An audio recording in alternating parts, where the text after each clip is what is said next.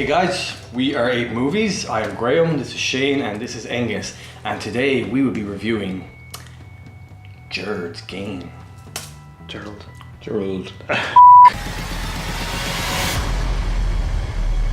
Unhappily married couple, Jesse and Gerald, retreat for a weekend for some hanky-panky and relaxation and an attempt to reconnect with that old flame that they once had. Things go badly wrong, and Gerald ends up dead, and Jesse ends up chained to a bed. And she has to face off against demons, real and imagined, in order to survive the ordeal. And that's Gerald's Game. Sounds like a good night to me. So guys, Gerald's Game, what do you think? After you, sir. As overall, I liked it, but I think the story had a few kinks in it. Hey. Oh, very good, yeah.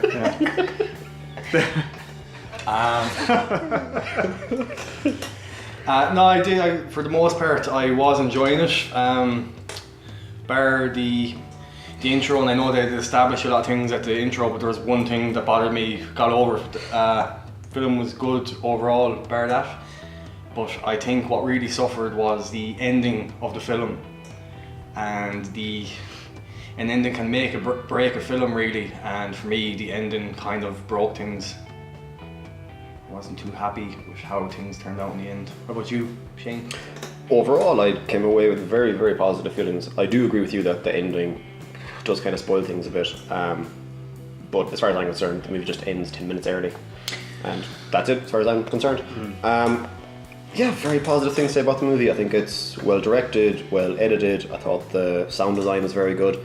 I didn't have issues with the intro. I thought that was done pretty well. I think it's tour de force in acting for Carla Gugino as Jessie. I thought she was very good. Yeah, all in all, I was very, very surprised in how happy I was with the movie. Yeah, I agree with the guys. The final 10 or 15 minutes of the movie, I think, take away from what I would view up until that point as being close to an extremely good film. Yeah. Very, puts very few foots wrong. Foots wrong? Well, I'll scare that. Barely puts a foot wrong for the preceding 90 minutes up until that point. And it's tense, kind of multi-layered, thrilling, sickening, horrifying, but kind of blackly funny at times experience. Yeah, very, very, I have nothing but good things to say about this movie, aside from the ending, which we'll talk about later, I'm sure. And for a Netflix only release, which doesn't usually fill me with that much, anticipation, it was a pleasant surprise.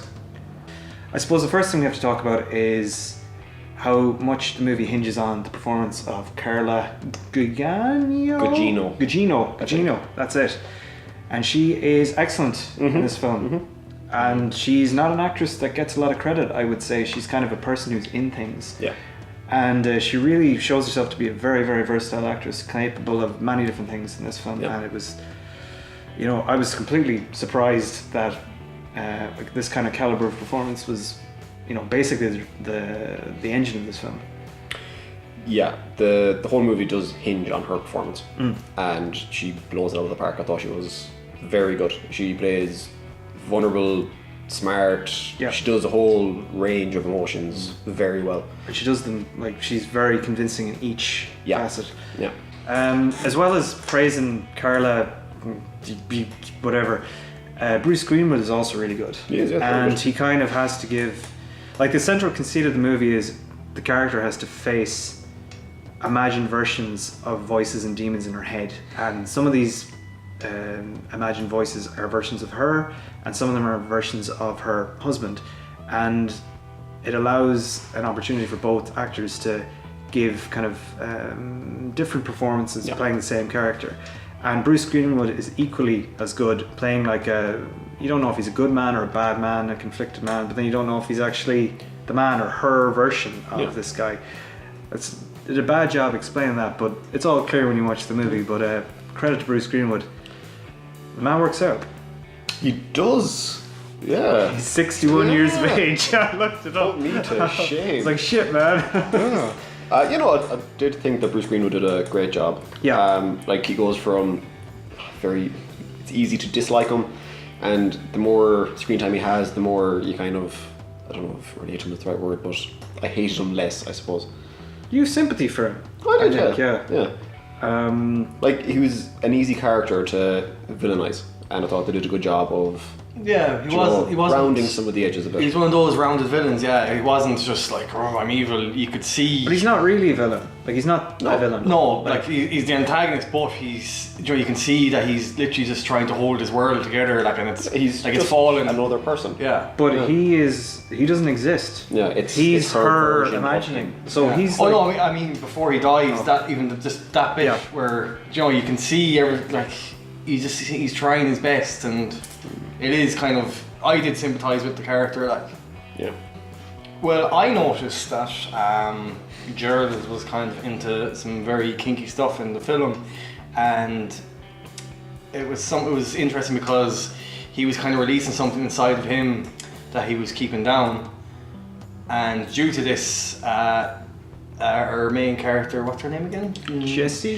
She ends up doing the same thing. So they're both characters are actually, in a way, they're actually releasing their demons. He ends up dying because of it, which sends her down a dark trip into memory lane, where she really has to kind of face like other evil men in her life that have trapped her. I suppose it's interesting that the movie isn't content to just be about her having to get out of this situation. She has to physically get out of it, but it's more about how she has to mentally deal with demons that are holding her back, that she can only face because she's been brought to this dead end point. And I think that's what gives a movie like depth, what gives it an extra level, that it could just be a interesting movie of somebody needing to escape from something, but it becomes like a metaphor for other things, and it helps to kind of make it a more enriching and deeper film. Yeah, but I think that's always makes movies more compelling when you're emotionally invested in the character, and this movie definitely brings you on an emotional journey with the main character. She has to confront all the demons from her own past in order to help her escape the situation she's currently in, and I think you're definitely emotionally invested. Yeah, it's all handled super well as well. It's not, a lot of it is kind of bang on the nose, but that's the type of story it is, and it's fine. I think they use things that are bang on the nose, and then they explore from then. They kind of, she's literally tied up because of memories, but then they go into like deeper, kind of more unexpected places. Graham, I believe you wanted to talk about incest. I love it.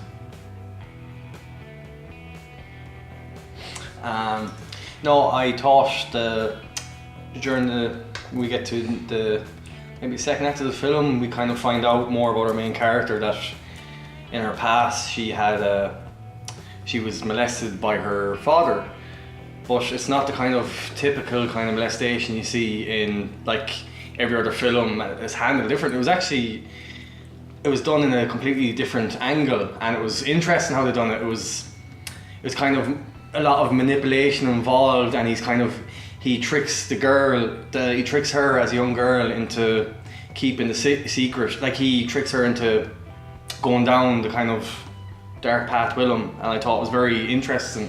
I could say as well about the staging of recreations from her past, which become increasingly important. The sequences involving like eclipses and so on are so evocative and so powerful, and the imagery is very simple, but it's so menacing, very and powerful. and it's eerie. The color scheme and everything is so well done. The sun, just everything that it just means and represents. Why it was perfect. It was a great way to kind of do that scene, really. And it wasn't a typical father kind of sneaking into a daughter's room while the mother's asleep. It was a really kind of interesting angle they went with it. He actually technically didn't even touch the. He's really interested in that. Really interested in this molestation. Too interested. It was just an angle you don't see in these type of stories. It didn't go down the same kind of route. It had a kind of compassionate maybe attitude. Yeah. I don't mean compassionate towards, but it had maybe a slightly understanding-ish. Yeah. Well, getting into murky water here. The only thing I quite liked about it was how it was brought back to relate to her in her current situation. Like, it wasn't a random backstory that she had. The way it was brought in directly related to the situation that she was in, and it helped her develop as a person. That's true. So on the surface, it's a kind of basic premise. You know, the woman is chained to bed and has to survive, but they get a lot out of that. Mm-hmm. And what did you think of how they managed to go places you mightn't have expected with such a basic plot?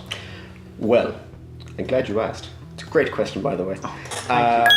Because I'm happy. Clap along if you feel. I don't know how much is down to the source material, the book by Stephen King. Mm-hmm. He's quite good at characters, so I would imagine that an awful lot of it is lifted directly from the book. But I would just like to say that I do think an awful lot of it is from the director, Mike Flannagan. Mm-hmm. If you watch any of his early movies, Oculus in particular, Oculus is very much in one room as well with two characters, and he does an awful lot of similar but very different things with how those people perceive the time passing and stuff. Okay. I think they chose the right person to adapt this material. I think it's a great pairing altogether. Okay. We're going to talk about the ending now, so spoiler alert. Skip to whatever. Whatever. Yeah. I really don't care. Okay, so Did you guys think the not being able to get out of the handcuffs and having to cut off her skin was plausible? I thought, yeah, it was. Like, for me, it didn't take me out of the movie, you know, I know. Oh God, no, Jesus, I was most in I the was movie. in it. I was in that. No, just throughout the whole film, like if you look at the handcuffs, they're not actually that tight. Yeah, but Graham, you know, come on. Oh yeah, but just, you know, the obvious, and it's the universal way to get out of handcuffs. I think everyone knows how to do it. Is you break your thumb and you put yourself out. Why that's? If I was chained to that bed, I would have died on that bed. I don't know why they didn't address that. Pool of my own feces, I would have died. I'm emaciated. The movie gives a lot of like gore, a surprising amount of like real visceral, like awful stuff. The gore it reminded me of, you know, the scene in Greenwood. Oh yeah, totally, yeah, with the hand, yeah. Yeah. I think thought of that the as well. two scenes that I can most vividly remember from any kind of gore Yeah, I schlock couldn't. movie I had to look away when of the she was longest doing. time. Oh, yeah, it was. You could feel it. It was Yeah, like, it was. Yeah, it was like the way her hand just kind of like got worse as it went on as well. Yeah, it was. Yeah, it was. Yeah, it was. The ending of the movie, for me, I didn't think the ending was particularly satisfying, and I think it's a pity that they decided to go a particular route. Yeah.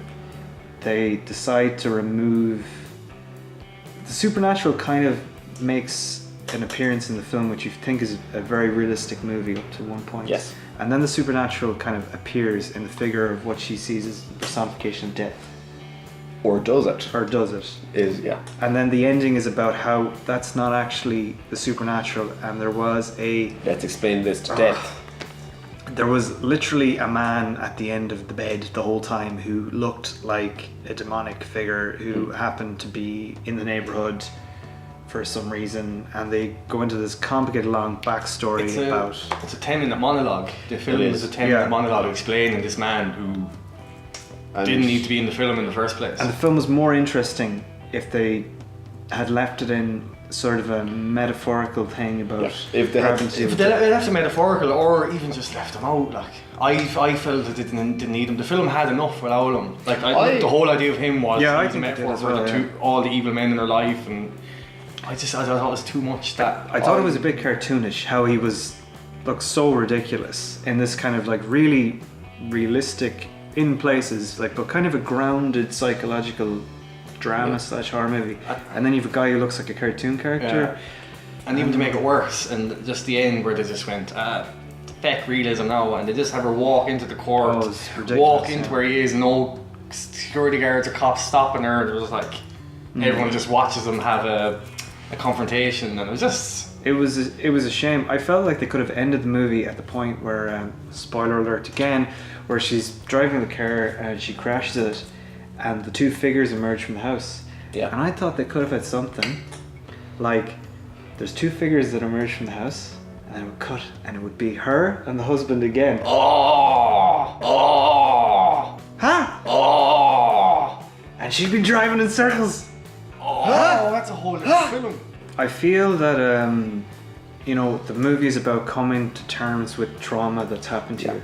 So the fact that the final 10 minutes, as kind of cack-handed and kind of at odds with everything else as they are kind of a logical progression of her being able to get through life and deal with things. So in a way, thematically, they make sense. But I just feel don't like care. It was too... Cut it. Yeah, it was Get too rid of it. Yeah, you said it well there. Yeah. So the ending is we didn't need doesn't ruin the this personification of her. No, but it ruins the pacing of the movie. Yeah. yes. Like the whole thing just slams to a halt, Yeah. and you're dragged through this last 10 minutes. And the fact that the character who is revealed to be like a flesh and blood human being who she has literally faced he turns out to be just a ridiculous creature. It's you can't believe it for a second. And it's a real pity because the movie is so good up until then, and you would have to dock a mark for that, but Final thoughts, guys? Great. Well, my final thoughts was overall I liked the majority of the film. I think we all agreed that like one thing that ruined for me was the 10-minute prologue ending explaining the character that shouldn't have been in the film. It was too much. But another thing that kind of let me down with it was there's a certain thing in the intro I didn't like was how they had to set up the front door being open for a dog to come in. And for me, any woman would not be able to go upstairs and make love to her husband knowing the front door was open, no matter how far out you are. So for me, that was kind of very unbelievable. So that was at the beginning. The rest of it then, I loved the angles of each part of the story, and I loved its originality. But for the things I didn't like, I'm gonna have to take a lot of points off it. So I'd probably give it 5 out of 10. That's harsh.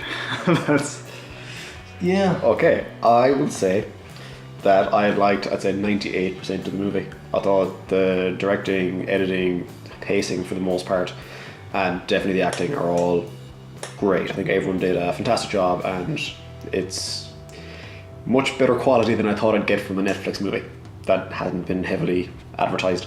So yeah, I very good. The only major downside for me was the final 10 minutes, but I mean, what can you do? I'm not going to go as harsh as you. It does lose points for those last 10 minutes, but I'm going to give it, I think, a 7 out of 10. Yeah, once again, I agree.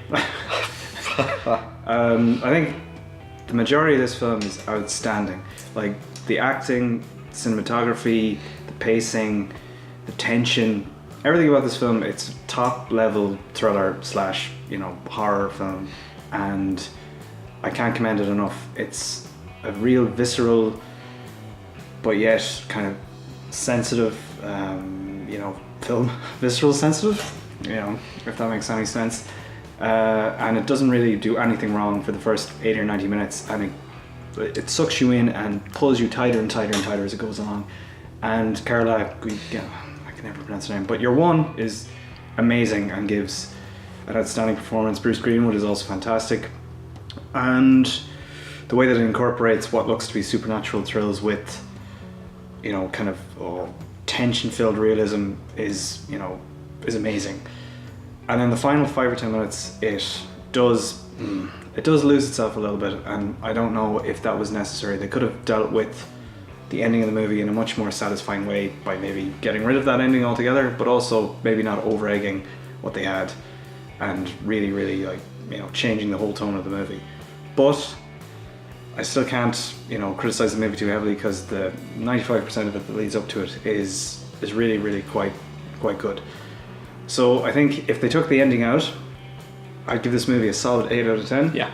But now that they have the ending, which does colour my expectation, my review score a little, I'd probably have to give it a 7. But it's a high 7, and I would recommend this film to more or less anybody. So yeah. Thumbs up. Even a delicate grandmother. Yeah, absolutely. Oh, yeah? Yeah, absolutely, yeah. Small children. Okay, guys, that was it.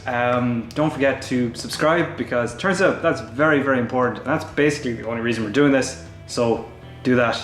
See you next time. Bye. Bye. Bye. Bye. Bye. Bye. Bye. Bye. Bye. Bye. Bye. Bye. Bye. Bye. Bye. Oh, how did they... Sorry. Incest Alley. Let's Graham, go down it. Yeah. Are we sitting very close this week? Because it's like we fucking know. When no. When a man loves I might have to do a very slow one because. Oh!